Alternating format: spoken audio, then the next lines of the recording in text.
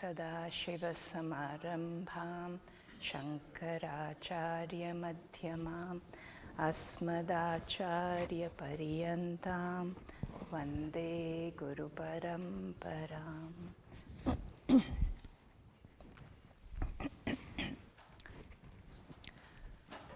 Om Ganganapataye Namaha. Om Shri Radha Krishnaya Namaha. Om Shri Dakshinamurtaye Namaha.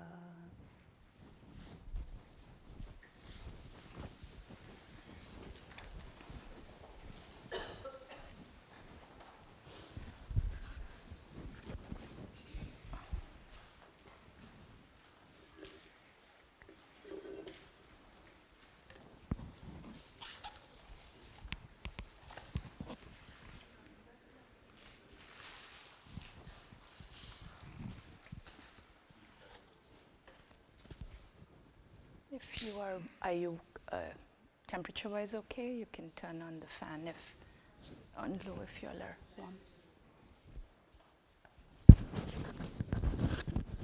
Louder.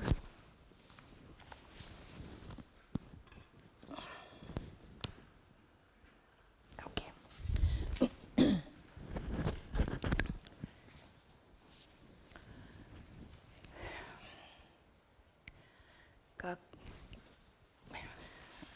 Kakhalu nalang kriyate, kakhalu nalang kriyate, drishta drishtartha sadhana patiyan, drishta drishtartha sadhana patiyan, amuya kanthastitaya, muya kanthastitaya, Prashnottara Ratnamalikaya. And we forgot our opening prayers. Let's go back. And nobody reminded me. Let's go back to our opening prayers. So see how easily I get distracted. Somebody said volume, so the prayers just went away. Okay, start again. Om Sahana Vavatu Sahanau Bhunaktu Sahaviryam Karvavahai Tejasvinavadhitamastu ma vidvishavahai. Om Shanti Shanti Shanti.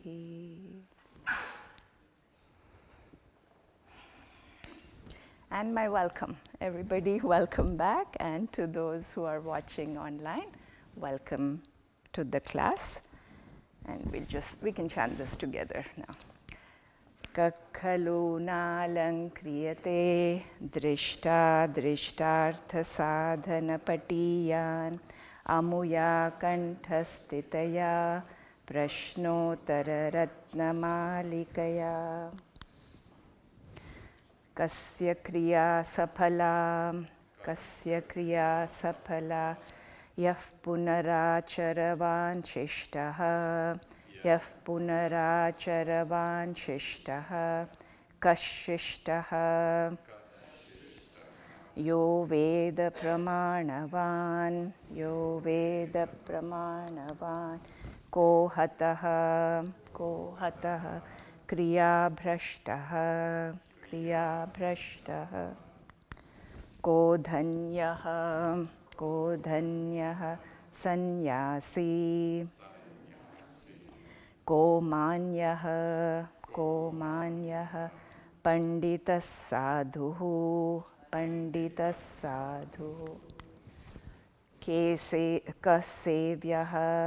kasevyaha yo data ko data yortitriptam atanute kim bhagyam dehavatam arogyam kahphali krishi krita. So we saw up to here last time. Kim bhagyam dehavatam, for the one who has a body, meaning hopefully all of us. What is good fortune? And the answer was arogyam, health.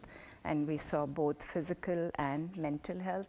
Many times, especially some traditional teachers, when they talk about health, and I shouldn't say traditional teachers, non-traditional teachers, when they talk about health, the emphasis is on physical body, especially followers of Yoga Shastras.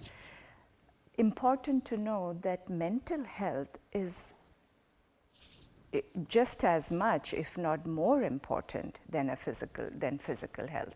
Because if you have a great physical body, you don't have any issues, you can sit in, you can do any kind of asana without a problem. But if your mind is constantly agitated, so mental health doesn't only mean, if you're depressed or if you have mental illness, but any kind of agitation, any kind of disturbance that is in the mind, obviously is not going to be conducive for sadhana. So importance of both physical and mental health. And kaha phali, who enjoys the results? And the answer was krishi krita, the farmer, or the one who tills the soil. And we saw how farming is not an easy occupation. The farmer can do his or her best, plant the crops, plant the seeds at the right time, plant them in an area where there is sunlight, there's enough moisture, but there is a lot that is not in the farmer's hand for that plant, for that crop to grow. So that is the daivam, the factor that is beyond our effort. Daivam, Ishvara's grace, is what makes, if there is Ishvara's grace, then the farmer or the tiller enjoys the fruits of his or her efforts. Kasyana papam, japataha, kah purnaha, yah prajavan syat, yah prajavan syat. So for those of you who are following the PDF, there's a small typo. It should be kaha purnaha. Visarga is missing in the second half. So kasya na papam. Kasya, for whom, na papam, is there no papam? Who does not incur adrishta papa phala? And the answer really is nobody, right? We all, based on our karma, based on our actions, we all incur punyam and papam. But here it means who gets less papam, or who is less likely to get, by doing what can one diminish the amount of papam you get? And the answer is japataha. For one, japa means the recitation or repetition. So japataha, for the one who does japa, repetition of prayers, of passages of the Vedas, of the names of deities as a mantra, or even counting the beads of a mala. And this repetition can be done either aloud or mentally. So anybody who does japa is said to incur less papam. And why is that so? So if you hearing this verse, you go immediately and sit and do japa for an hour, intensely focusing on a mantra. And then you come out of your room and you shout at whoever comes in front of you for whatever reason. Obviously, that's not going to help. So japa along with a whole bunch of other practices, dharmic activities. So why is it said that someone doing japa does not or gets less papam? One, because it's a dharmic activity. It's not a dharmic, and we saw in prior classes how doing dharmic activities increases our punyam, increases our unseen punyam. And So when you do these dharmic activities, that pendulum between punyam and papam shifts towards punyam. And there we saw Chitragupta waiting in whichever loka, doling out a drishta a punishment or an adrishta reward for your papa and punya. Obviously, there's going to be more favorable situations, more favorable punya results that will come. Another reason, so if you are chanting a mantra, say Shri Ram Jai Ram, Jai Jai Ram, and you are doing it very diligently, practicing either aloud or remote or mentally, how likely is it that you're going to be hurting somebody at that time? It's not like with every repetition, Shri Ram Jai Ram, hit somebody, Shri Ram Jai Ram, shout at somebody. Obviously, that's just a practical reason that when you're doing japa, you're less likely to be causing hurt. And then in Bhagavad Gita, chapter 10, verse 25, Lord Krishna is also saying, Yajnanam japa yajnaha asmi. So, asmi, I am, yajnanam, among all the yajnas, among all the rituals, among all the practices, I am japa yajnaha asmi. I am japa yajna, the best one. So, japa is considered to be the best kind of yajna, a ritual or a prayer. And kaha purnaha, who is said to be complete? Who is complete? When is a person said to be complete? And the answer says, yaha prajavan syat. Yaha, the one who, syat, would have or has, what? Prajavan, children. And this may seem an odd answer, because does it mean those who don't have children are not complete? No, it doesn't, absolutely doesn't mean that. We can connect it to the prior verse, Kahaphali, who reaps the results. We said the answer was farmer, the tiller. And here, the very practical reason, remember in ancient culture, even now, a lot of activities, a lot of means of income, livelihood was farming for most people. And we saw it's not an easy task to do. It's a very labor-intensive activity, and depending on so many other factors. So in ancient culture, ancient times when agriculture was the primary occupation, having many children was a good thing, especially a male child, because you would have literally more farm hands to help the father take care of the lands. So it was considered to be a blessing, and that's why a person was said to be complete, quote unquote complete, when he had a child. And there was another reason for this.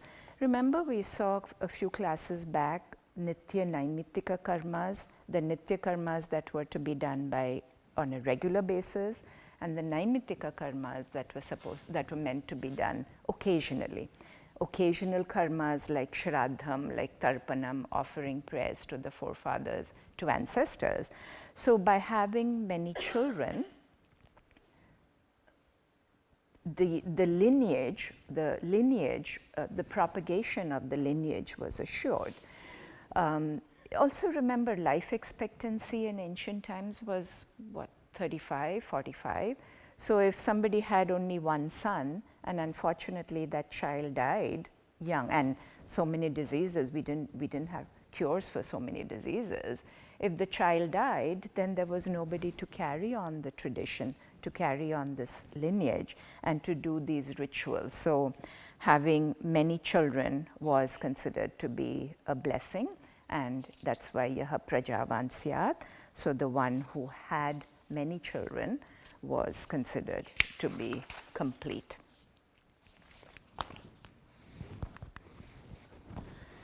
Kim dushkaram narana, kim dushkaram narana, yan manaso nigrah satatam, yan manaso nigrah satatam, ko brahmacharyavan syat, ko brahmacharyavan syat, Yaschaskhalitordhvaretas Yaschaskhalitordhvaretas Naranam kim dushkaram. Kim dushkaram, what is difficult, what is arduous, for whom? Naranam, for human beings, for people, what is difficult to accomplish. And this is something all of us can relate to. Yat satatam nigraha, yat nigraha, that control, satatam, constant control of what? Manasaha, of the mind. Already now, how many of your minds are wandering just for a second? Mine did. Just for a second. So how hard, even though I'm teaching, I am paying attention to this, what I need to say. A second, the mind goes away. So the constant control of the mind is really hard, really difficult to achieve, to accomplish. In fact, we are all in good company, because in Bhagavad Gita, the chapter 6, which is the chapter on meditation, Arjuna compares the mind to a powerful storm.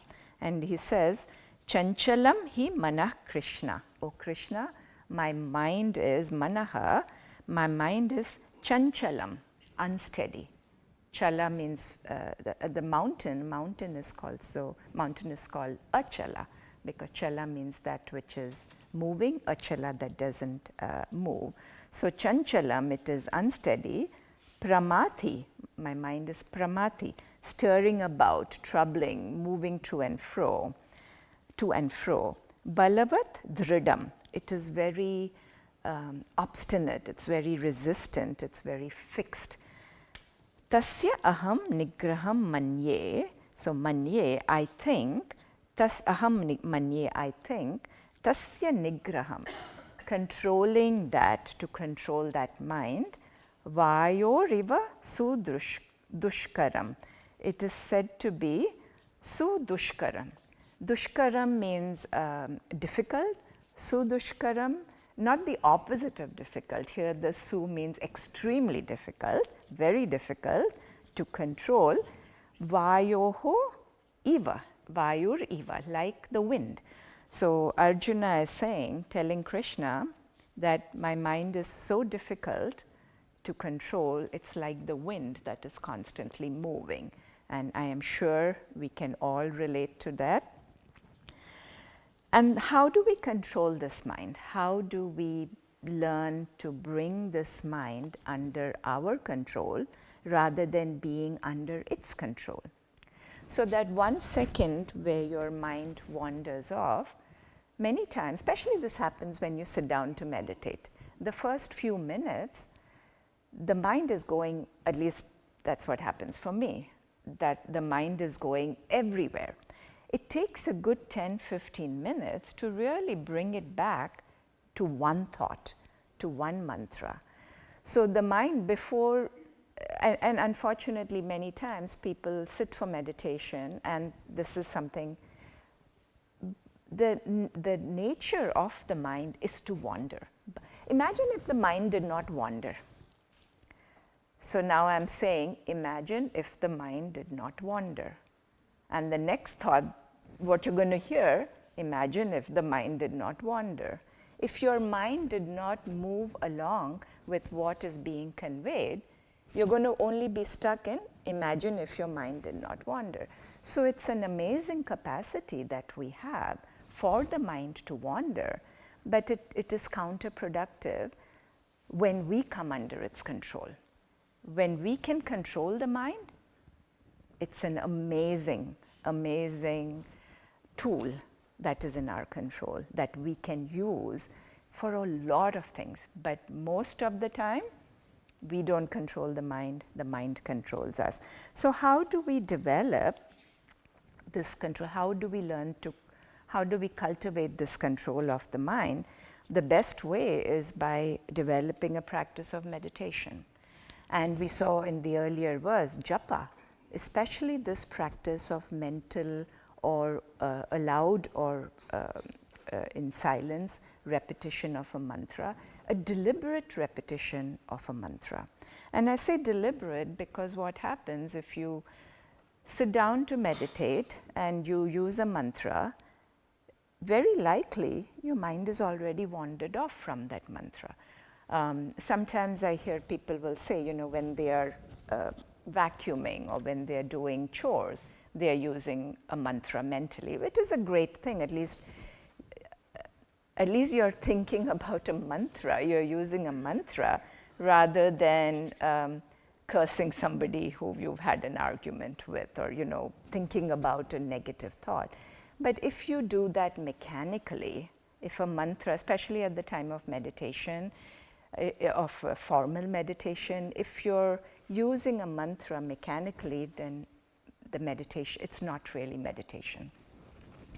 So even if you are a skilled practitioner of meditation, it's important to note when you end up using a mantra mechanically. And meditation, so Arjuna is complaining to Krishna that my mind is constantly wandering like the wind, and we all feel the same. So if you meditate for every Saturday that we come here, we meditate, and the rest of the week, no meditation. Obviously, it's not going to work. You've heard Swamiji say this so many times. Meditation is a learned skill. Like anything that you learn, like driving a bike, driving a car, cooking, the more you practice, the better you get at it. Cooking, I'm not sure, because sometimes, I shouldn't say that. I don't know. I don't know if people need to practice a lot of cooking, or that's like something of an inherent skill.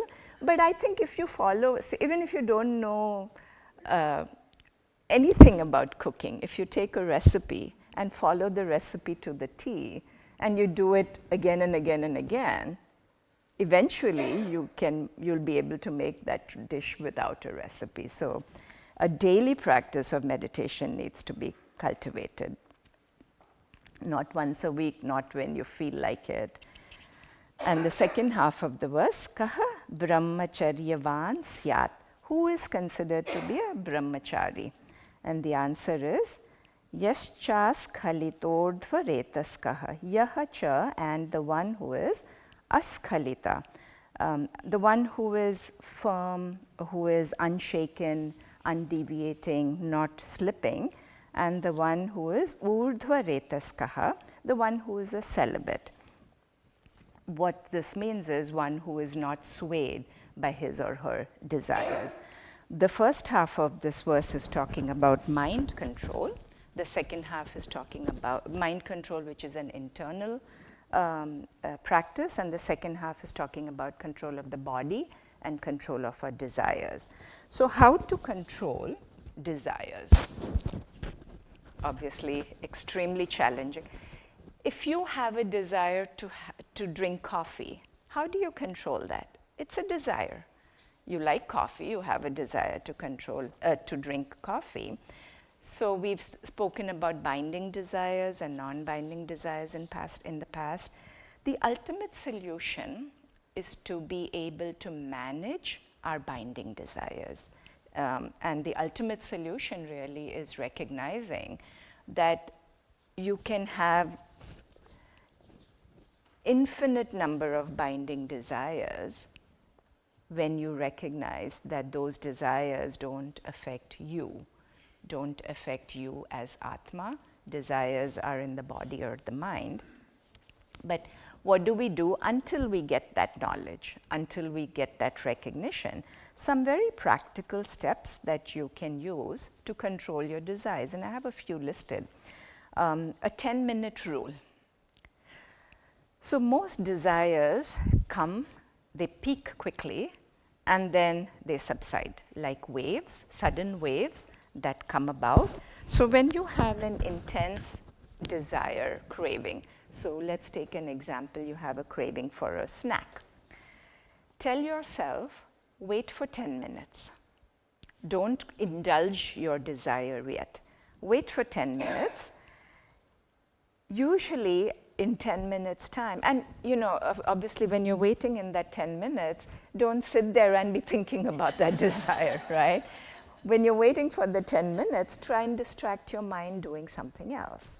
So if you wait for 10 minutes, you'll find that most desires usually fade away. So after that 10 minutes, and this is actually, there is science to show science of satiation, how much time it takes for our brain to be okay with a craving for a food. Usually it's about 20 minutes. So many, many lifestyle changes which talk about eating healthy and avoiding sugary, salty food will suggest a mindful eating where you wait for 20 minutes before you jump into that indulgence of whatever food you want.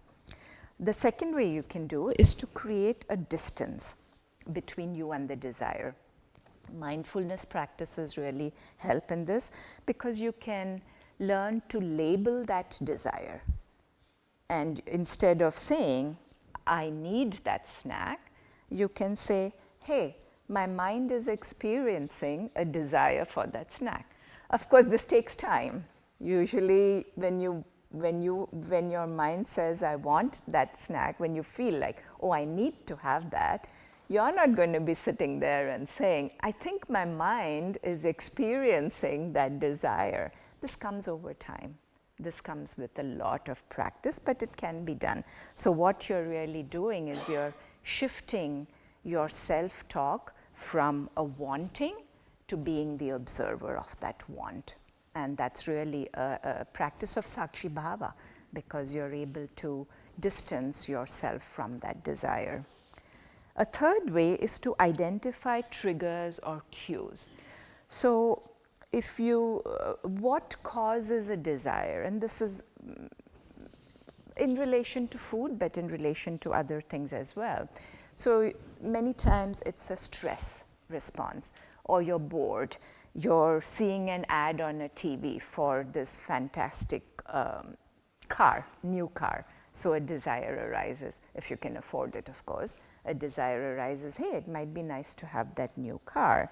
So many times when you're browsing endlessly, or you're doing any task related with technology endlessly, mindlessly, checking your phone every few seconds, that's an impulse, you can turn these features off. Turn off the features that many of these devices, including smartphones, have that feature to turn instant browsing. I think you can turn off instant browsing, right? You can turn off notifications. Swamiji, we announced at the meditation, before the start of meditation, turn off your notification. Why do you have a need, and like Swamiji joked a few classes back, we don't need to know that you're getting a message. So you don't need to know, unless of course, there is some crisis going on in your life and you're waiting for the doctor's office call or something like that. But even then, if you get a notification, unless there is something that you can do about it, offer a solution immediately, what is that notification or that message going to help you do? There's very few times where you can really offer a practical solution. Other times it's just a habit that we've developed over, a bad habit that we've developed over years. Another way is substitution. So these we're talking about ways of how we can control our desires, right? So many times the brain doesn't like to be told don't. And we can relate to that as adults. If somebody tells you don't do this, don't do that, you're not going to like it. So if I tell you right now, don't think of a monkey, right now, the first image that comes to my own mind is a monkey's image, right? Because the brain doesn't want to be told don't. So what you can do is replace that don't with a do. So replace that unhealthy desire with something more constructive. So instead of saying don't eat that unhealthy snack, you could perhaps say eat a carrot instead. I know this is really hard. I've tried it several times.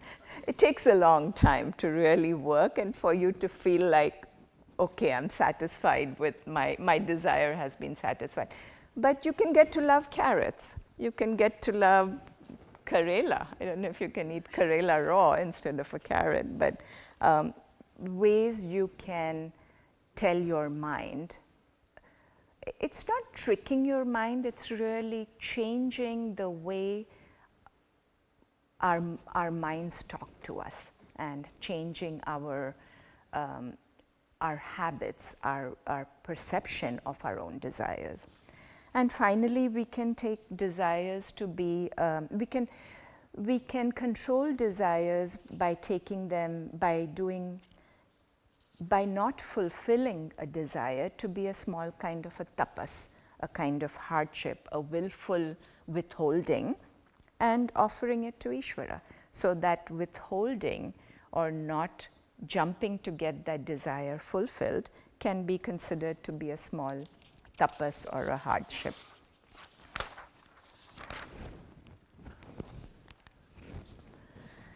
Kacha paradevata ukta, kacha paradevata ukta, chit shaktihi, ko jagat bharta, suryaha. Yeah. Sarvesham ko jivan hetuhu, sarvesham ko jivan hetuhu, saparjanyaha. So chaka and who, ukta, is said to be who? Paradevata, the supreme being, the ultimate being, being. And the answer is very Vedantic. The chit shaktihi, there's a lot of sandhi going on. It means chit shaktihi. Chit we know as consciousness, and shakti the power. So the power of consciousness. And there's a frequently cited verse from the scriptures to explain how this consciousness, how this power of consciousness operates.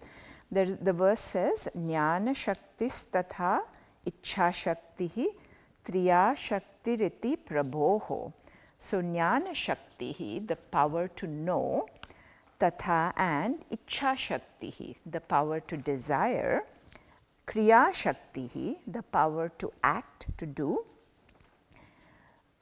iti prabhoho, these three are thus, prabhoho are from Ishvara, are from consciousness. Tasmat, therefore, tisra shaktayaha, these three shaktis, these three powers or capacities, prakirtitaha, are said to be what? Samutpannaha, arise from shaktaha. Shaktaha comes from the word shakti, related to that shakti or that consciousness. And most of you who have attended a lot of Vedanta classes know that Maya wields consciousness along with Maya. Maya is that Shakti, the power to form, give us this Jnana Shakti, Ichha Shakti and Kriya Shakti. So these powers, all of them, the three powers, are a manifestation of Chit Shakti, and it's given to us. So Ichha Shakti, many times Vedantic students or spiritual seekers are made to feel guilty because of their desires. And many teachers will say you should not have a desire. And then you feel guilty, oh, but I have a desire for this coffee or that favorite snack. What do? So recognize that this capacity to desire, this Ichha Shakti, is a manifestation, a capacity, a blessing that we've been given by Ishvara, by God, by that Chit Shakti. And in the same way, we can use our Kriya Shakti, our power to act, our power to do good. We can use this capacity we already are blessed with to do good. And Jnana Shakti, we're given this capacity to know And instead of knowing many things that, it's fine to know many things that are going on in the world and the internet, but to know yourself, to know who you truly are, to know that consciousness, that divinity, it's a blessing, because this jnana shakti, we can use this power, this capacity we're given to know the non-separateness of you, of myself from Atma. The next part of the verse, Kaha Jagat Bharta, who is the Bharta, the protector or the nourisher of what? Of this Jagat, of this universe. And the answer is Suryaha, the sun. The sun is a part of the solar system which is in keeping with Ishvara's order. So Ishvara manifests as the sun, sustains the whole universe. There is a shloka in Surya Ashtakam which says, Brahma Vishnuscha Rudrascha Ishwarascha Sadashivaha Nakshatra Grahataranam Adhipatir Bhaskaraha Avyayaha. So Bhaskara is another name for sun, the maker of, literally the maker of light. So the sun is Avyayaha, is undecaying, imperishable. Obviously, it's not referring to the literal sun, but to Ishvara, to consciousness. It is undecaying, it is Adhipatihi, the master or the ruler of what? Brahma, Brahmaji, Vishnu, Rudra, Ishvara, Nakshatra. Vishnu, Rudra, Ishvara, Shiva, and Nakshatra is a star in general. It's also the ruler of Griham.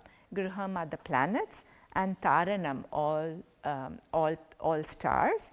And it is Sada Shivaha, always auspicious. Shiva is an adjective, always auspicious. Therefore, who is Jagat Bharta? The sun, which is the nourisher of the entire universe. And the last part of this verse, Kaha Jivan Hetuhu. What is the Hetu, cause of Jivan, of life, Sarvesham, for all? And the answer is surprising. It says Saha Parjanyaha. Parjanya means rains. And most of us would think, who is the cause of your own life? Who gave you birth? Your parents, right? So it may seem like an odd answer.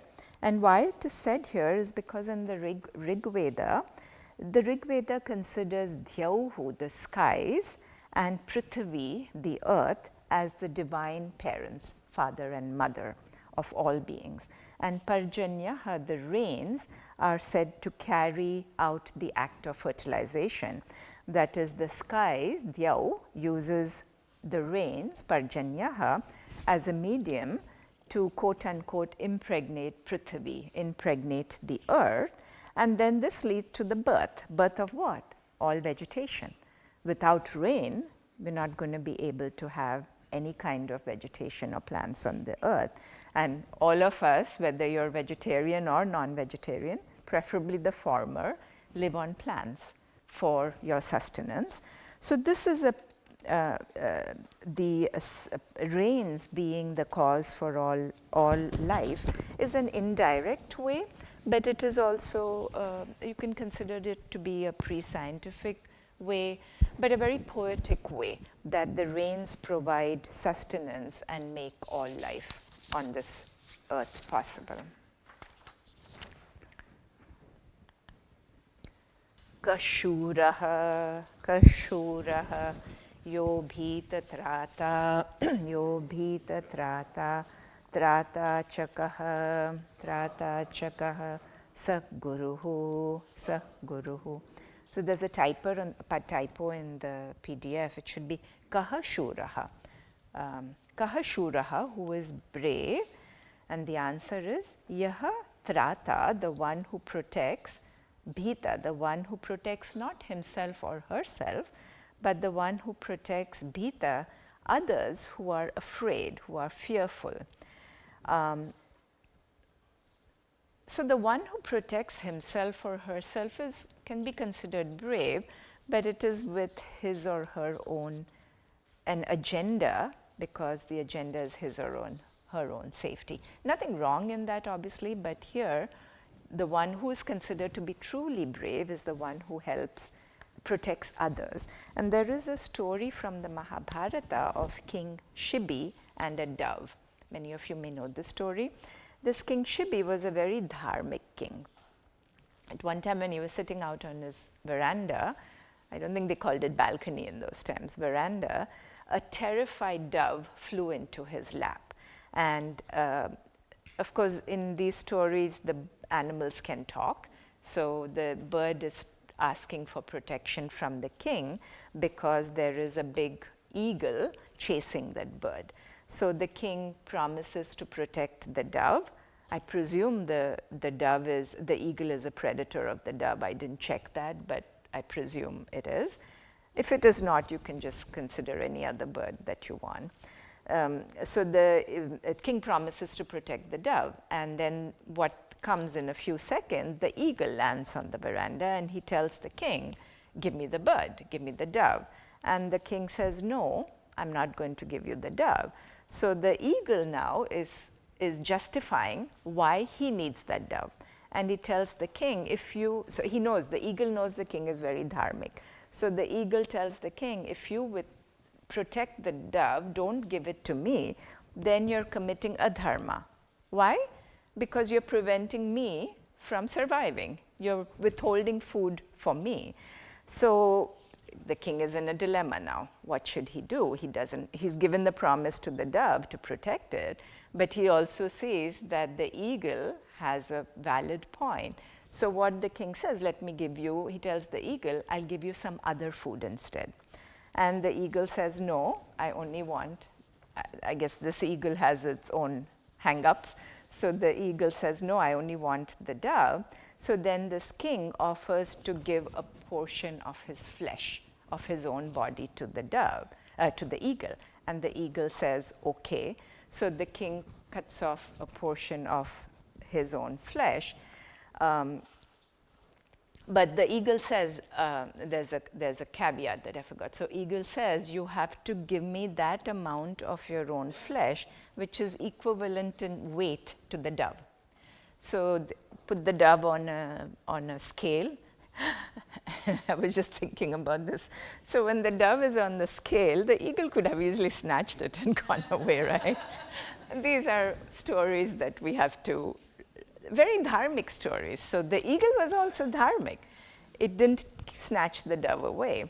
So the king cuts a piece of himself and puts it on the scale, and the scale is heavier on the dove side. And he keeps on adding more and more of himself, and the scale is still heavier. Finally, he sits on the scale, and the scale is still heavier. So at that time, he's ready to offer his whole body to protect this dove, which is frightened. So at that time, the Devas, Indra and Agni, revealed their true form, and they say they were testing Shibi's bravery, his compassion and generosity, and his commitment to protect somebody, another creature that is more in need of protection. So the gods praise him. Obviously, they heal his body, whatever patches have come off, and they bless him and go away. Trata Chakaha, who is a Trata? Who is the real protector? And the answer is Saha Guruhu. So the Guru is the real protector. Obviously, we don't want any Guru to be following in King Shibi's steps. So why is the Guru called the protector? Because he or she removes the source, the fundamental source of all fear for us. The fundamental source that stems from ignorance of our true nature. And the Guru, through the teachings of Advaita Vedanta, shows us how duality causes fear. And we've seen that in a prior class. Dvaitadvai bhayam bhavati. From duality alone, fear arises. And you've heard, those of you who know a little bit of Vedanta, I've heard this rope snake metaphor, which is given very often to describe this adhyasa and apavada, the superimposition and the projection and superimposition. But I think that metaphor can be taken in this sense also. So when you are walking along with your guru on a semi-lit, darkened path at sunset. So all these conditions are very important. It has to be sunset, kind of dark. All these conditions are important for this metaphor to work.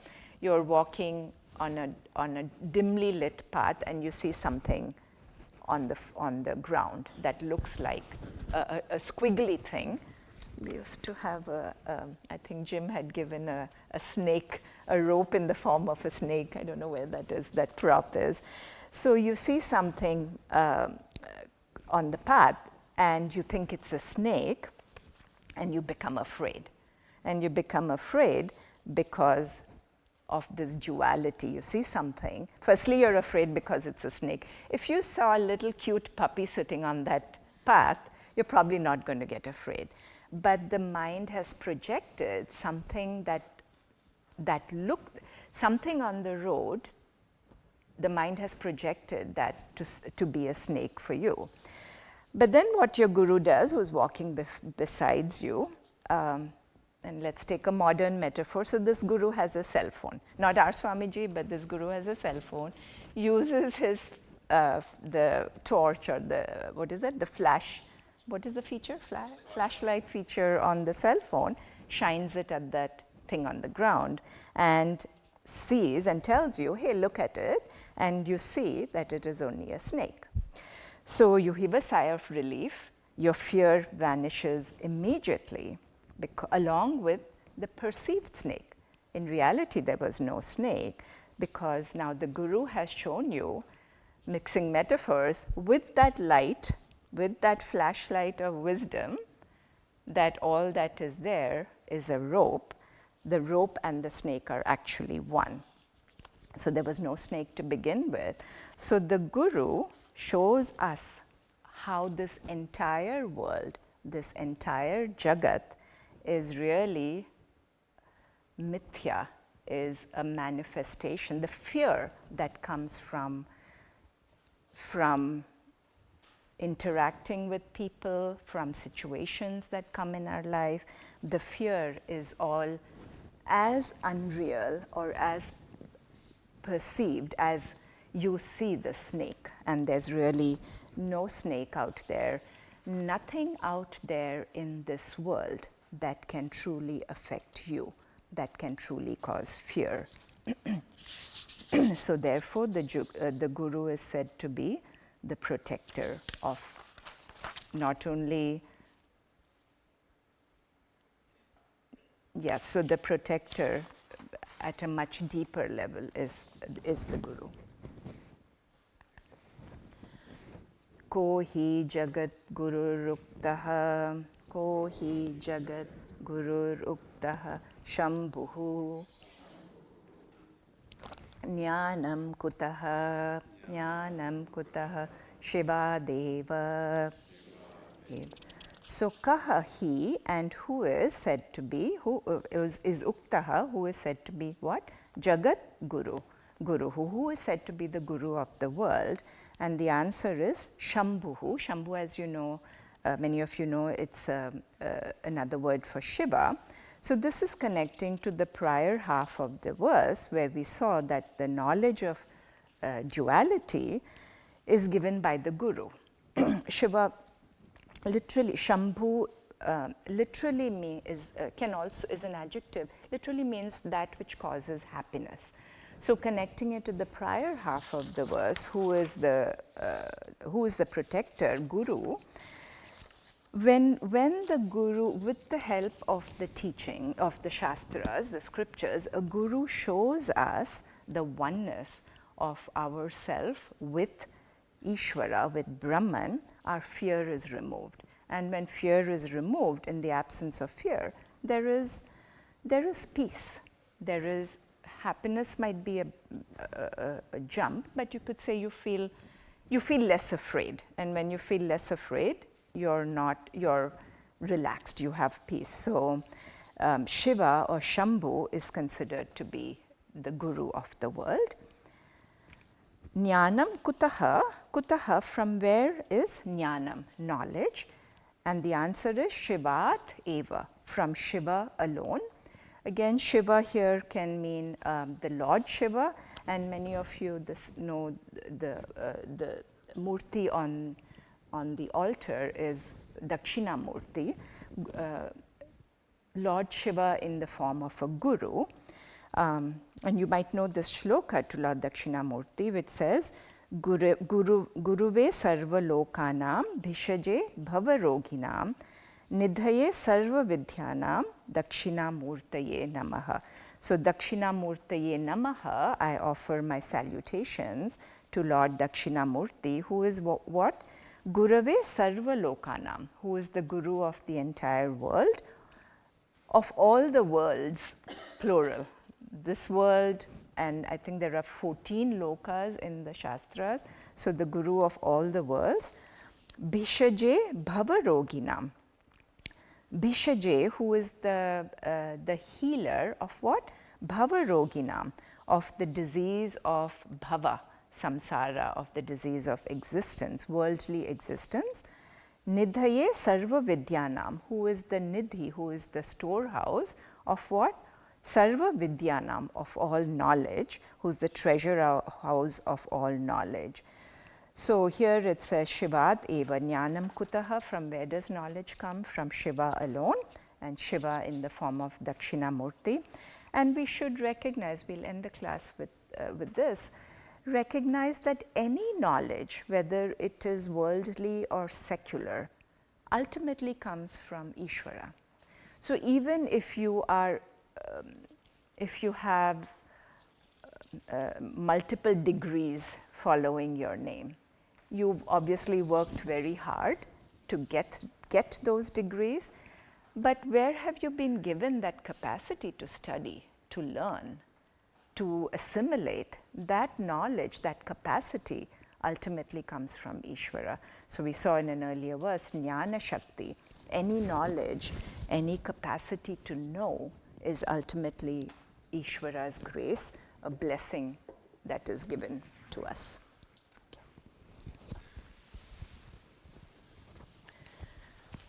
Om sarve bhavantu sukhinah, sarve santu niramayaha, sarve bhadrani pashyantu, ma kaschid dukkha bhag bhavet, asato ma sadgamaya, tamaso ma jyotirgamaya, mrityorma amritangamaya.